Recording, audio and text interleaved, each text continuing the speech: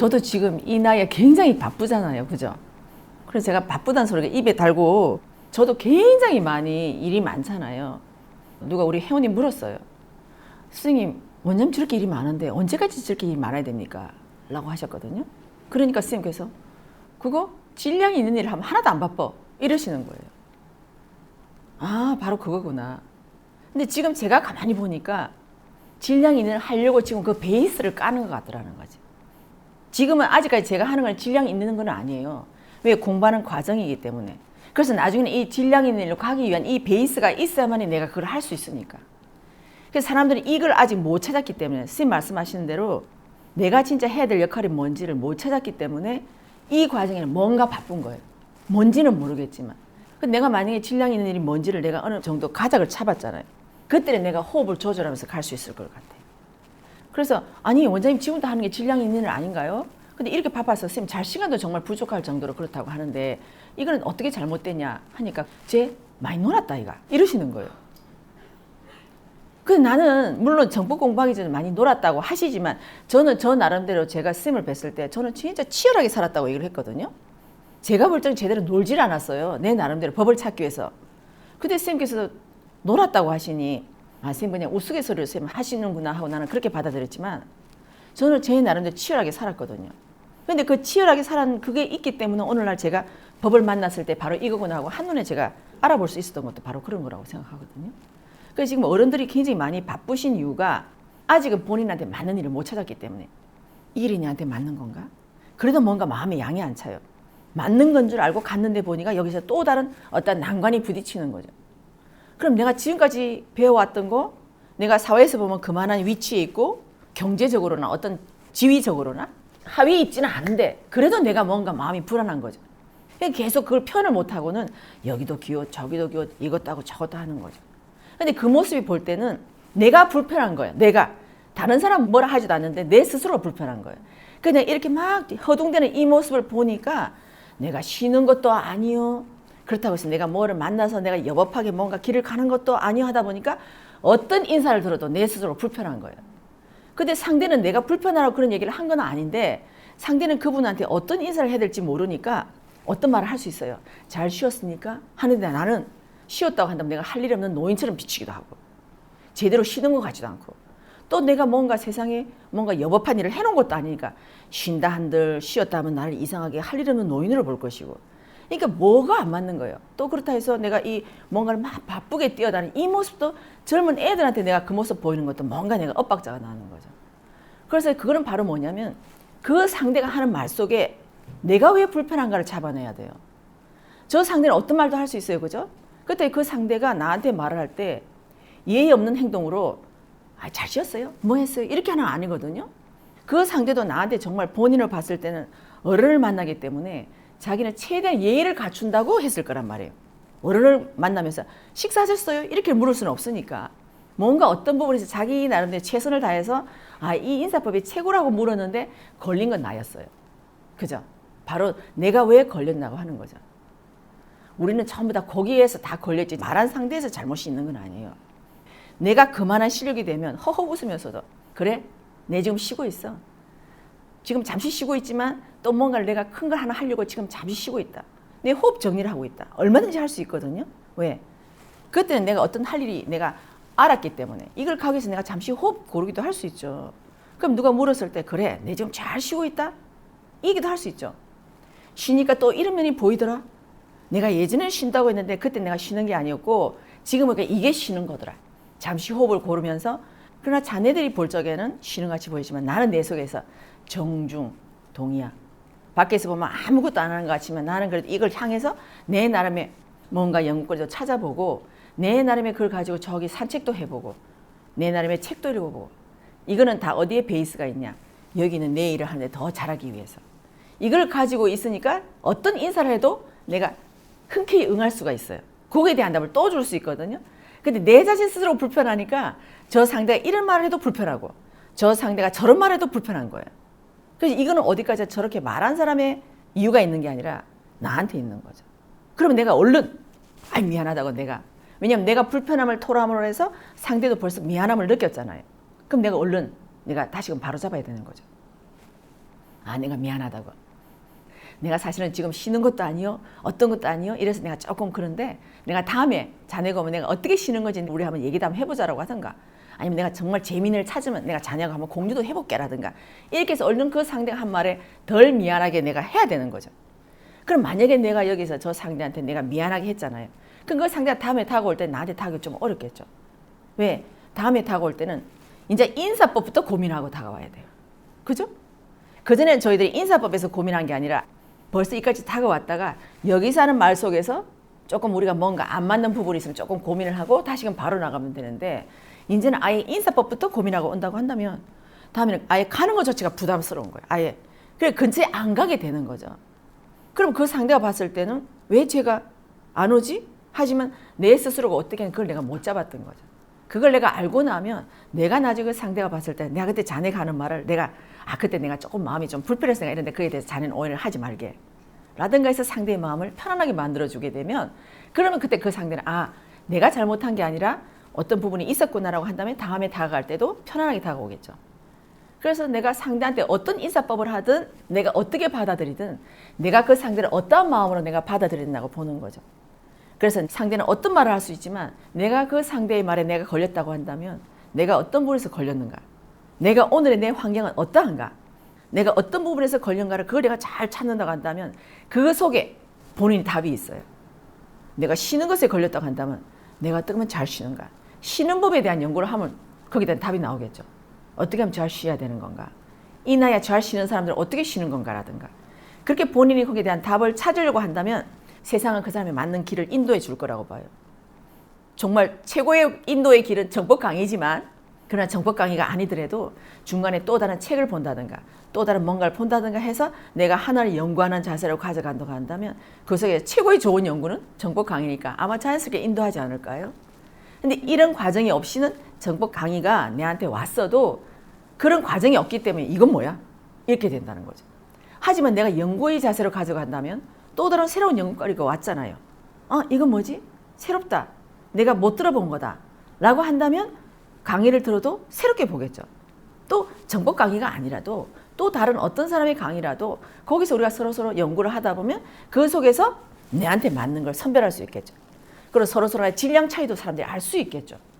그러나 내가 이 질량 차이가 만약에 정법 강의가 정말 질량이 높은 거라고 한다면 내가 뒤에 알았다고 쳐요.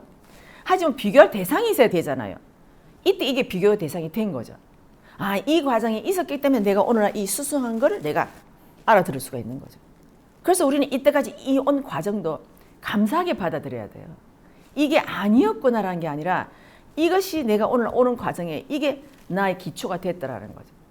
그래서 저는 이 과정만 가져가면 저희들이 지금까지 이 강의를 찾아서 오고 지금 현재 오늘날 내가 어떤 답을 찾고 내가 법을 찾고 내가 예전보다 좀 더 낮게 생활이 되었다고 한다면 이 감사함은요, 정법에만 있는 게 아니라 이 베이스가 되었고 이게 총체적에서 내가 오늘날 정법을 만날 수 있던 이까지 다 총체적인 감사가 돼야 되는 거죠.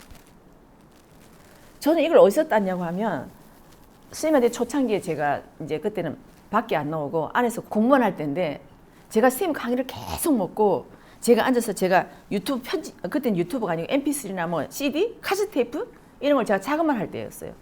전혀 말을 안 하는 거죠. 내하고 같이 말할 상대가 없으니까. 먹기는 엄청나게 먹은 거죠. 강의를 계속 매일 24시간을 정법 강의와 함께 사니까 너무너무 좋은 정보를 많이 먹고 나게 무거운 거예요, 이거를. 그러니까 내가 나눌 사람도 없고 아무도 없으니까 나한테 묻지도 않고 나 옆에는 오로지 스님만 계시고 옆에 스님을 수행하는 몇 분만 계시는데 그분들은 스님 수행하느라고 다 바쁘니까. 그것도 저한테도 이렇게 또 서로 간에 서로 대화를 나눌 만큼의 어떤 그런 통로가 있는 것도 아니고 너는 이 공부를 해 라고 나한테 주신 게 있으니까 저는 내 혼자 공부를 해야 됐었기 때문에 아무도 나눌 수가 없으니까 이게 너무너무 무거운 거예요. 근데 제가 좀 무거움이 좀 늦게 왔어요. 왜냐하면 제가 그 나름대로 이걸 가지고 대화는 안 했지만 내가 이걸 세상에 내주면 얼마나 사람들이 좋아할까. 이 몰랐던 걸 알게 되면 얼마나 좋아할까. 내가 좋아했으니까. 내가 이걸 몰라서 내가 그때 이쪽 길을 갔구나. 이걸 알았기 때문에 이 사람들이 알면 이쪽 길로 가려는 걸 이 사람들이 다시 이쪽 길로 갈 수 있지 않을까. 이런 상상으로 하다 보니까 그런 눈에 보이지 않는 불특정 다수의 사람을 상대로 놓고 하다 보니까 이게 좀 늦게 오긴 했어요. 그래도 이 사람들하고 대화를 안 하다 보니까 나 어쩌든 상상의 세계로 정말 좋아할 거야, 좋아할 거야. 이래서 잠도 정말 줄여가면서 같이 제가 했거든요. 물론 선생님께서 잠 그만 자고 하라 소리는 안 하셨어요. 하지만 나는 내가 이걸 몰라서 이쪽 길로 갔기 때문에 내가 이건지 알은 이상은 이 사람들이 하나라도 빨리 내줘야 되겠다는 이 생각이 더 앞서니까 나의 잠은 달아난 거죠. 이 여기다 포커스를 두니까. 그렇게 하다 보니까 나한테 좀 늦게 왔는데 나중에 좀 하다 보니까 이게 서서히 무거워지기 시작하는 거예요. 이걸 내가 잘못하고 있는 건가? 이제 이 생각이 막 드는 거죠. 그래서 제가 스님한테 제가 한 번은 막 이걸 어떻게 표출할 수가 없어요. 스님 앞에서 웅웅 울었어요. 선생님 제가요 이거를 우리 도반들이 이 피와 땀을 먹고 제가 이걸 제대로 하지도 못하고 막 되게 울었어요. 그래서 제가 이걸 어떻게 해야 될지 모르고 이걸 먹고는 제가 하는 일이 없고 막 하면서 너무너무 많이 울었거든요. 근데 제가 처음에 스님한테 들은 게 있잖아요. 네가 백성의 피와 땀을 처먹고 네가 한 일이 뭐가 있냐. 너는 백성을 생각해 본 적이 있느냐 했을 때 그 말을 같이 오버랩이 된 거죠. 내가 볼 때 우리 회원들에서 내가 뭔가 해주는 게 없는 것 같은 거예요. 왜냐하면 내가 안에서 공부를 했기 때문에 우리 회원들의 반응을 제가 많이 못 들으니까 도움이 되는 건가? 안 되는 건가? 내 나름 막 상상하다 보니까 이게 된 결과를 내가 모르는 거죠. 그렇게 하면 이 사람들의 반응도 모르겠고 정말 내가 하고 있는 건지 맞는 건지 좀 이걸 먹었으면 뭔가 제대로 풀어놔야 되는데 이것도 뭔가 아닌 것 같아서 막 울었거든요. 그래서 선생님 제가 먹고는 우리 도반들한테 해주는 것도 없고 이 피와 땀을 먹고 막 제가 한 것도 없고 막 울었어요. 그래서 선생님께서 딱 그러시는 거예요. 이 등신 같은 게 딱 하시는 거예요. 그 뭐 울다가 정신이 번쩍 나서 이 등신 같은 게 해서 저는 근데 거기 답을 주실 줄 알았거든요. 제가 그때는 막 울고 난 다음에 바보같이 울기는 왜 우노? 앉아봐라. 선생님 이 답을 주실 줄 알았어요. 근데 이 등신 같은 게 막 이러는 거예요.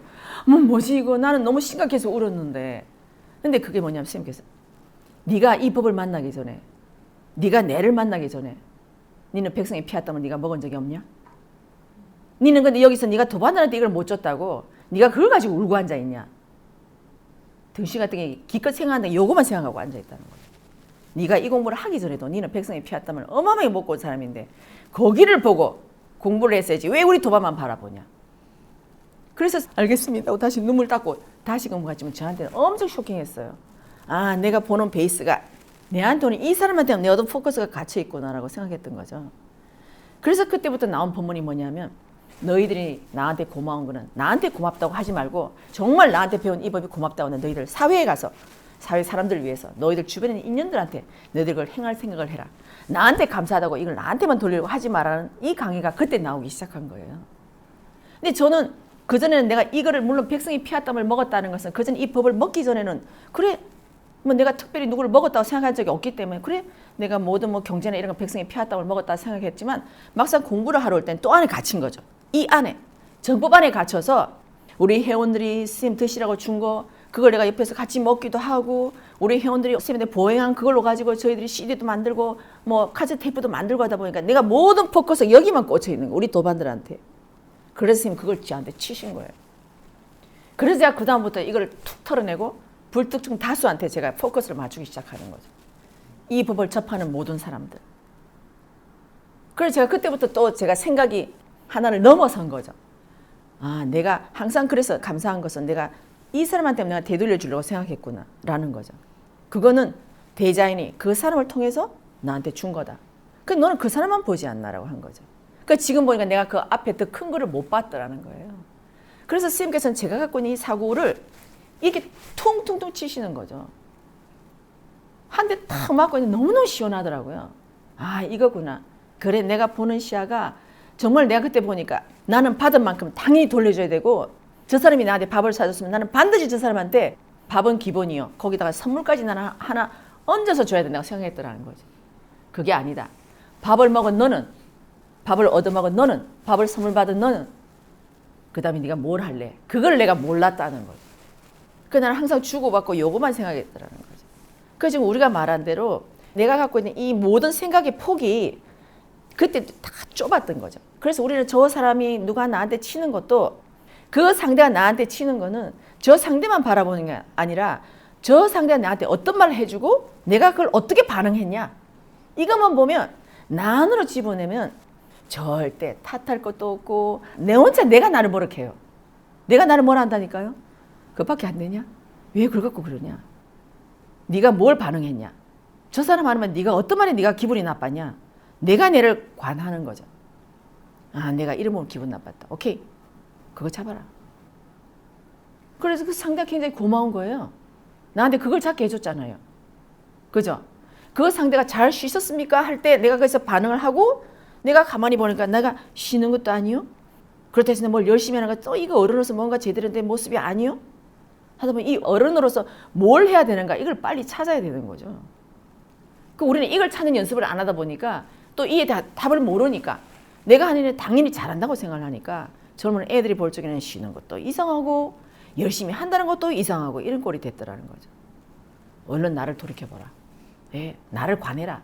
저는 그래서 불교에서 제가 제일 지금에서 너무너무 감사한 거는 나를 관하는 그러한 습성을 제가 불교에서 제가 그걸 배워와가지고 저를 관하는 건 잘해요. 저를 관하는 거는.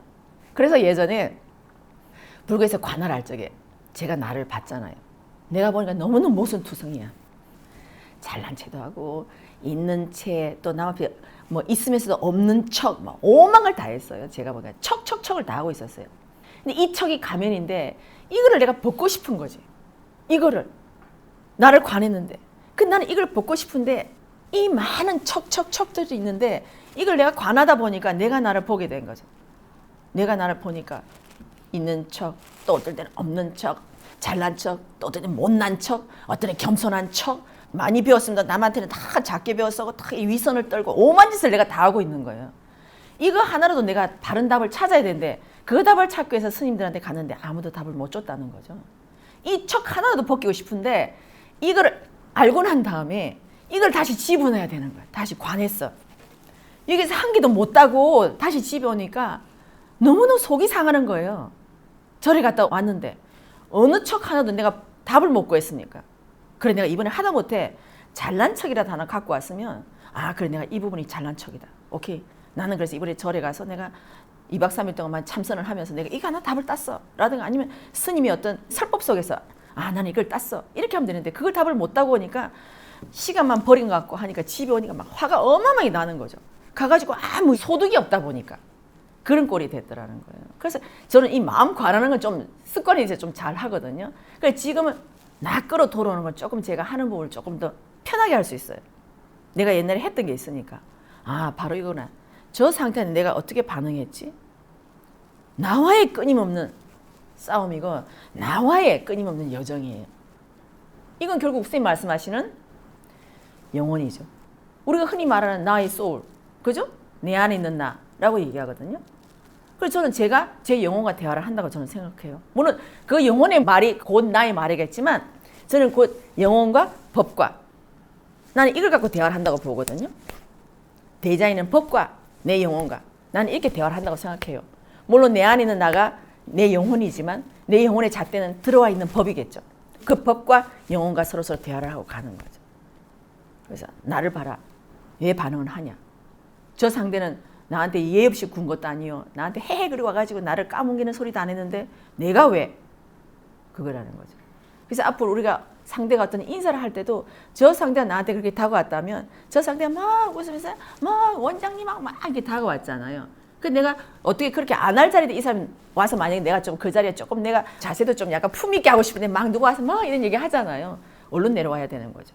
저 친구는 내가 어떤 상황인지 모르니까 옛날 하던 그 방식대로 막 갖고 와서 하는 거죠. 내가 이럴 땐 내가 실력이 된다면 우리 다음에 이렇게 내가 빨리 어떻게 한다든가 내 생활 속에 지혜가 나오겠죠. 근데 그걸 안 하다 보니까 벌써 내가 마음이 불편해. 인상이 벌써 딱 써져 있어. 이거를 누가 보냐? 옆에 있는 다른 사람이 본단 말이에요. 이 사람도 보지만 옆에 있는 다른 사람도 본다고. 어? 다른 사람 볼 적에는 왜 저렇게 막 이렇게 하지? 그 사람들이 볼 적에는 오히려 아 저렇게 반갑게 인사하면 맞이해 주면 되는데 왜 여기서 인상을 쓰지? 나는 이 사람한테 또 다른 면이 하나 들켰잖아요. 그럼 나는 또 여기 또 가면을 또 써야 돼. 그거를. 그런 꼴이 됐더라는 거죠. 그래서 상대가 어떤 말을 하든 어떤 인사를 하든 그걸 내가 어떤 마음으로 내가 받아들이느냐 그거예요. 그래서 내가 그걸 제대로 받아들였다고 한다면 아까 내가 말한 대로 잘 쉬고 있다 요즘은. 네. 쉬는 법의 진술을 내가 자녀한테 보여줄게라든가 뭐 이렇게 하면서 얼마든지 웃을 수 있다는 거겠죠. 그죠?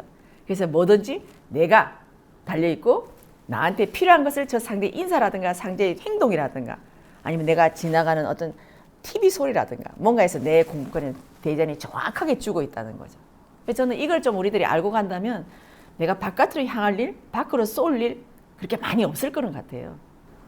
그래서 나는 우리 국민 스스로가 이런 마인드를 좀 가져가면 우리가 세상의 울분도 힘들겠지만 내가 싹이면서 정말 사람들한테 발산할 게 아니라 저 뭐죠? 임금님 길은 당나귀기 하는 데 있잖아요. 그 대나무 숲에 가서 한번 하든지 저 산이 올라가서 한번 크게 소리 한번 지르고 오든지 차라리 그렇게 했으면 좋지 않겠나라는 생각이 들어요. 등산도 할 겸 옆에 있는 좋은 친구가 가가지고 내가 요즘 좀 속상한 일이 있다? 저 산에 올라서 나 소리 지를 거다?